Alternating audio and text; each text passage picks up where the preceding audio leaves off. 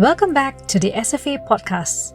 In our last episode, Father John Anandan walked us through the Capuchins' early arrival and how a 4.5-acre rubber plantation laid the bedrock of our church.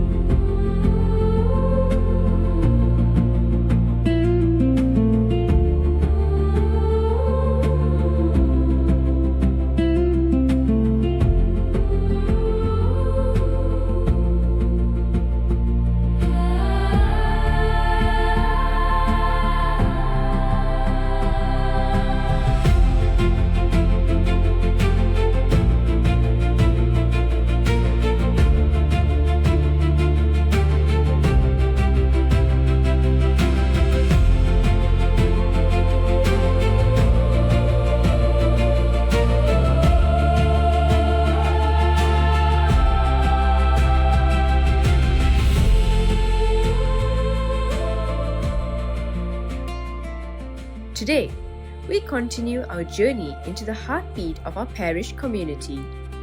We explore SFA's early identity, its transition through trial and triumph, and how it evolved into the highly vibrant, diverse sanctuary it is today.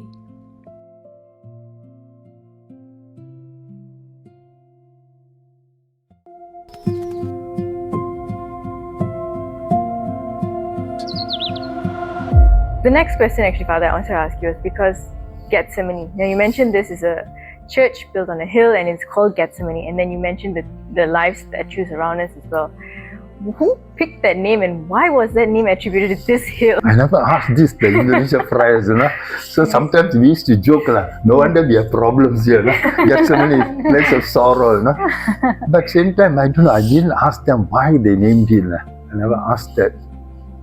But anyway, good also, that's a point where Jesus, not my will, thy will be done, Yes, So always that was the message, possibly could be that is the thing they took, The Jesus always focused on what the Father wanted, even there will be problem, difficulties. And Father, looking back, this church was built as completed on 1st of May 1979. That was the old church. This new one will be 2018. 18. Yeah. So how was the lifestyle back then? That before this, the earlier one, community, earlier was a close-knit community, Then people after the new church came up, I came in 96 again. That time they were more developed. They had all not only parish council, but there's parish pastoral council, parish finance committee, parish coordinating council. There were more committees were involved. Liturgical committee were well established. Earlier was more chinchay. I was in the first parish. I said there was no clerk, no sacristan. I was everything. Okay, I'll be the one answering the phone calls, everything. That are finance also. Only one mass income was about 200 or 240. How to pay a staff? Nothing. So we managed that way. But what was that? The white card subscription that earlier. But after the second round, when I came, more established, grown, more people, development was there. More. But that time also the close-knit, especially those people who went for marriage encounter, they started the breakfast corner here to build the unity, to build fellowship. Actually provide breakfast for children, for catechism children, but for elders, they sold the breakfast, So, but to create fellowship. So the close-knit community people were all very active, involved, committed. So the good, the family atmosphere was there. Father, I just want to talk about the statues that we have around the churches and all that. And you mentioned there's, at one point, it's just one round around the church, right? So in a way, we still have preserved that. And these statues were commissioned by someone to bring it over from India to here. Now, I just want to ask, how did that help with the devotion here in the parish in the beginning? Friday was a big thing here, Good Friday. So they have the open, they have the cross, the carrying of the cross. Later, late Dominic Vendag and Archbishop Vendag, he comes. Personally, he will come. And he will be the crowd puller. People like to come and see. He will be the one carrying the cross, Okay. So that was it. He regularly come. He came. So they had so all the our people, parishioners from all the estates, they will come. Wow. So that was a crowd here. Because even from KL, people were here for that. So devotion, and we opened, we have the cross. I think no other place in this church, this was the I was first just about to one say, I opened. don't think there's So any that other was an church. attraction. People Only came here. for that devotion. Mm. Then like Christmas also, those days, all the estate people come. We don't go there, they will come. So they are Tamil mass with the drama or Christmas play. That all they had here. This guy. We still have, Father. Yeah, we still do. But now it's more English lah. But the passion play, I think the Tamils Tamil are one, Tamil and yes, they've been doing that. Yeah. The spirit of compassion that actually started from, that it didn't stop within the walls of the church, but how did the outreach to the migrants happen? Yeah, much of the migrant lah, but not much lah. But later it came in. The beginning was more with the estate people lah, with the simple people. So it's going there. Even they're trying to start kindergartens there for children there. Right? Later, after that, they started the kindergarten here also. Right? To help lah, I think. Education. But the more compassion was the Vietnamese time lah, to open the door for them. Even the friary, the church, the old church was used for the Vietnamese stay in. So they just put a block within the sanctuary part, and the rest they use. So Sunday they move out, open up for mass. They had after that only they were cordoned into that behind. Not this side. They were all these were camps, all, so church only was there later. So even the Friday, when I came for holidays from Indonesia, even our living room was used by the Vietnamese. So that was the thing to allow them to use, the openness heart lah. We are poor, we share. That was the spirit. Moving on now to BECs, as we mentioned. So we know that the first BEC was in Suntex. Now I'm just curious, what was the people like? As in, what I mean by that is, was it mostly Indians, Chinese, or was it a good mix? How big was the BEC community at Earlier that time? Suntex community was more Eurasian. Portuguese and Eurasian. They were real support to the friars, early friars here. If you have not seen the earlier time, if you seen the steps, going up the Mount Calvary, if you see the steps, they are the one who built that. They really were, really. People were willing, but more the small group of Indians were there. Tamil speaking America. These people often they call it English church because there was no Tamil mass, only one mass English. Right, okay. Even I remember one old lady from Capuchins, she'll walk, she say always Tamil. I say, how many of you are there Tamil? Those people were Suntec, no transport, they take the bus straight, they go to St. Anthony's, Puduraya. Okay. They go to Robertson. They're easier for them to return, to get bus from here to go back will be difficult, that's straight. So very few come here. So we didn't have Tamil mass. Later when Parish opened up, people from P Road, much of them retired, they came over this side Tamil speaking. Then they had once a month Tamil mass. Tamil mass.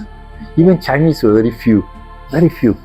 Even my second round when I came as a parish priest also, that time mostly they do once a month only, Much later after that they developed weekly masses, all language they had. BM came in much more, I think after Father Valentine came.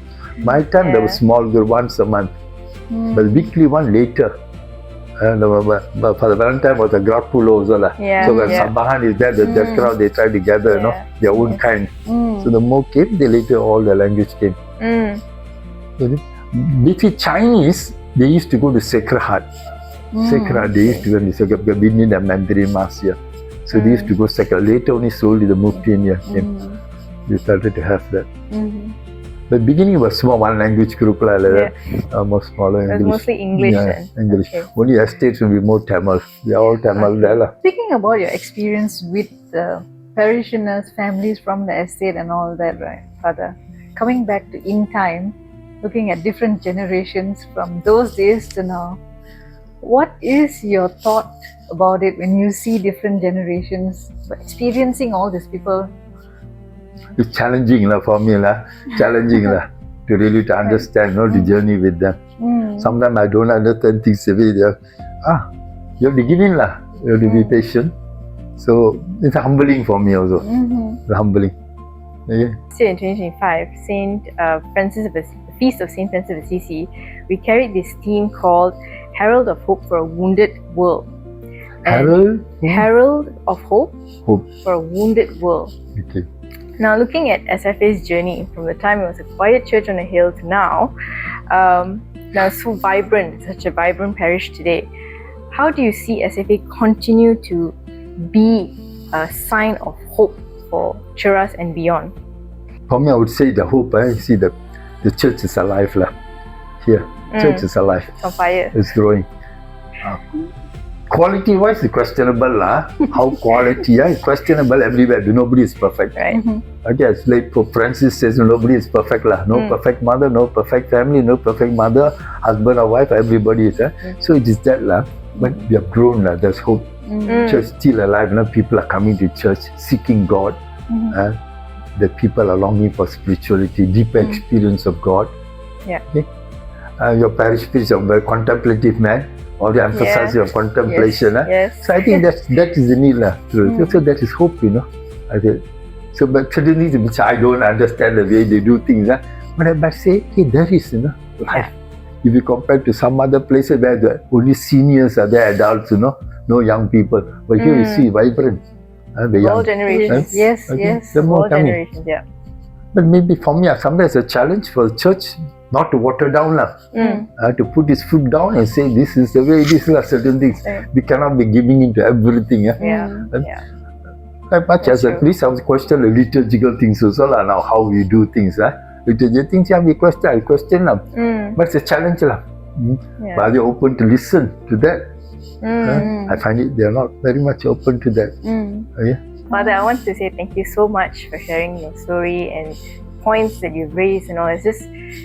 Some of it are very new to me. I'm still learning about the church as well and the history of it. So thank you so much for your time, for being with us here today.